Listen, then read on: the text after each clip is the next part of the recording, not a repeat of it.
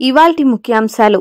AP వ్యాప్తంగా ఎన్టీఆర్ భరోసా పింఛన్ల పంపిణీ 63,77,943 మందికి పింఛన్ల పంపిణీ కోసం 2,717 కోట్లు విడుదల. నూతన సంవత్సర నేపథ్యంలో 31వ తేదీనే పింఛన్లు పంపిణీ. ఇప్పటివరకు 80% మందికి పింఛన్ల పంపిణీ పూర్తి. ఏపీలో న్యూ ఇయర్ సందర్భంగా పోలీసుల ఆంక్షలు. రాత్రి 1 గంట వరకే హోటళ్లు, పబ్లకు అనుమతి. రాత్రి 8 గంటల నుంచి రేపు ఉదయం 5 వరకు ట్రాఫిక్ ఆంక్షలు. RTC complex underpass way సహా తెలుగుతల్లి ఫ్లైఓవర్ మూసివేయనున్న పోలీసులు. రాత్రంతా ట్రాఫిక్ పోలీసుల special drive, rash driving, drunk and drive పై ఫోకస్. పట్నం నరేందర్ రెడ్డికి పోలీసుల నోటీసులు. ఎల్లుండి విచారణకు హాజరు కావాలని నోటీసుల్లో పేర్కొన్న బొమ్రాస్పేట పోలీసులు. రోటిబండ తండా ఘటనలో పట్నం నరేందర్ రెడ్డికి షరతులతో కూడిన బెయిల్ మంజూరు చేసిన హైకోర్టు. బెయిల్ పై ఉండి షరతులను ఉల్లంఘిస్తూ ప్రెస్ మీట్ పెట్టారని నోటీసులు. పేర్ని జయసుధ గోడౌన్ లో రేషన్ బియ్యం మాయం కేసు. 4 నిందితులకు 14 రోజుల రిమాండ్ విధించిన కోర్టు. నిందితుల్లో civil supply assistant manager Kotireddy, godown manager Manasa Teja, dealer Anjaneyulu, lorry driver మంగారావుకు రిమాండ్.